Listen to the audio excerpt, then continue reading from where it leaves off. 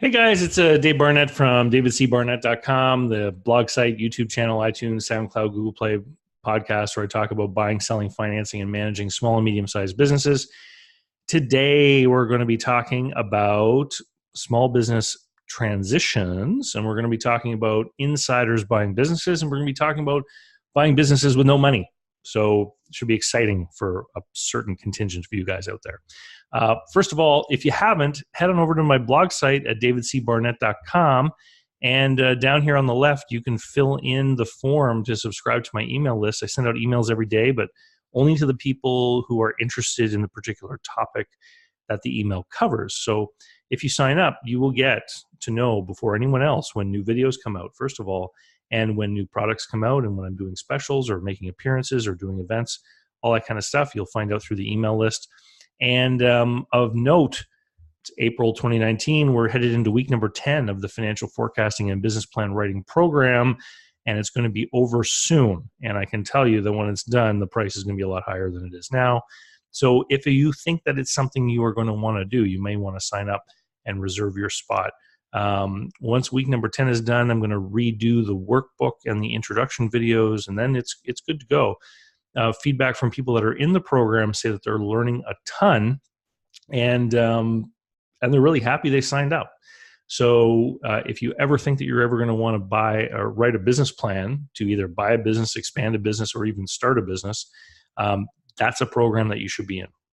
All right, let's get over to this article. This is an article put out by the Globe and Mail, which is the national newspaper in Canada. And it's a general article about small business owners selling their businesses. But within the article, I found some interesting information about a no money deal, which I knew that you guys would want to talk about. So, the headline is "A flood of small business owners are ready to sell. Most are not prepared."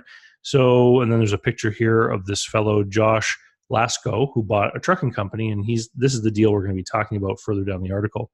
But it talks about some of the statistics. So it's saying that the Canadian Federation of Independent Business and the Business Development Bank of Canada do these surveys regularly, and what they found is that between 2012 and 2018, the number of business owners who claim they are simply going to close their business one day instead of trying to sell it has tripled from 5% to 15%.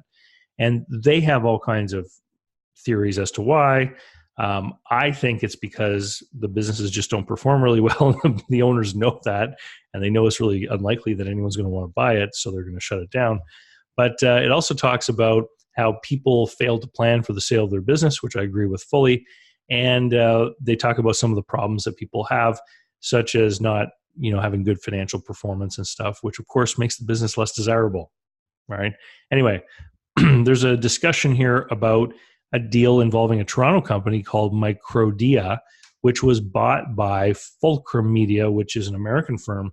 And the article here talks about the fit between the buyer and the seller and why Microdia had to find absolutely the correct buyer, who was a company that was already in their market with the same kind of customers, same kind of products. So it's a description of a strategic acquisition. And it talks about why the seller was looking for that, because they wanted to make sure that their employees, were going to be able to carry on with the company and stuff like that. So it's interesting. I'm going to link to the article in the show notes so you can come and read the whole thing if you wish. But the part that I want to get to is down here. And, so the Fulcrum story ends with the Fulcrum owners went out of their way to ensure they had found the right buyer, but more sellers have begun looking inside their own companies for the right successor. Okay. And then this is the case with Josh. So Rebel Heart Trucking is an Edmonton, Alberta based company, and it was owned by a guy named Norm Kellert. This was back in 2013. And so you'll notice this article is from last month, but the examples are from several years ago. So we know that these deals have gone through and they've been successful, and people are talking about them now that several years have gone by since the actual transaction occurred, because of course, when a transaction happens, everyone's worried about confidentiality and stuff, right? So this is Josh, and it says the previous year. So in 2013, that means in 2012, this guy Josh was hired by the trucking company as a part-time worker. And the seller, Mr. Kellert, was impressed with his reliability, knowledge, and overall competence. And then it says, Mr. Lasko built relationships with staff, clients, he gained experience, and he started to allow the seller to step back a little bit. So what does this mean? It means that this Josh fella came into the company, was highly competent, demonstrated his skills, demonstrated his ability, and started to take on a certain management role within the business, and he impressed the seller. So the seller knew that he was a capable guy, okay? And here was the problem, though, is that Josh Lasko didn't have any money. It says right here that he had little wealth of his own. How is he going to pay for the business? And then they talk about how their accountants came up with the strategy of doing a leveraged buyout, which simply means they looked at the value of the equipment within the business and they said, how much debt can this support? And so they went and they borrowed money at the bank. And then the seller did a vendor take-back agreement for the balance. And it says here, the pair agreed to a vendor take-back agreement in which Mr. Kellert would get the business back in case of default. So I've done videos on this channel before where I've said, what should the collateral be for a vendor financing note? People ask me this all the time. The collateral is the business. If the seller says the business is a good one and it's worth a lot of money, then why can't the business be the collateral for the loan, right? The sellers go looking for other collateral when they don't have faith in the buyer or the business, which this article addresses, right? He said, it involved a lot of risk on my part, said Mr. Kellert. He's the seller. And I had to believe in my company and that Josh was the right guy. Okay. So what does this tell us about these two men, right? It says that they established a relationship of trust. It says that it took them a while to figure out the actual price and the selling terms. And so they negotiated back and forth. But at the end of the day, Mr. Kellert knew probably that it was going to be difficult to find a buyer. Maybe he understood that it could take some time. And so he wanted to develop his own buyer on his own terms. He saw an opportunity with Josh to do that. And he sold in the business. He got the money from the bank money, which was secured against the equipment of the business. And he financed the balance. So my question to you is, do you think Mr. Kellert would have done this for a stranger? So if he had said, I want to sell my business, and he listed it with a broker, and some person came along and made him a no money down offer or simply to give him the cash from financing the equipment, do you think the seller would have agreed to that? Right? Probably not, because he wouldn't have had that relationship, that trust with a stranger who was a buyer. Now, maybe he would have agreed to that if the buyer was another trucking firm, someone with an established track record of experience and success in the industry, because that would have spoken to his concern about the risk in doing the vendor takeback, right?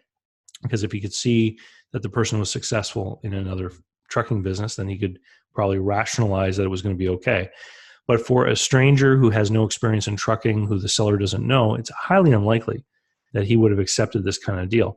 And the reason why I want to bring this home is because buying and selling businesses is about relationships.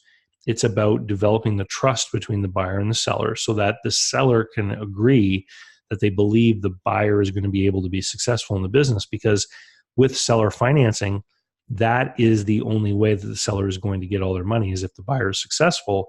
And if there is no seller financing, then the risk to the buyer becomes enormous because nobody knows the business like the seller. Okay. So at the bottom here, it talks about a home buyer is emotional, a business buyer is not. They're rigorous, diligent, and prepared. But you know what? The sellers sometimes are emotional. I've seen that over and over again. And in both of these instances, we've seen sellers in this article talking about the continuity of their business. They wanted to make sure that their business was going to carry on, right? And, at the end of here, it says, selling your company is probably the biggest deal you'll ever make.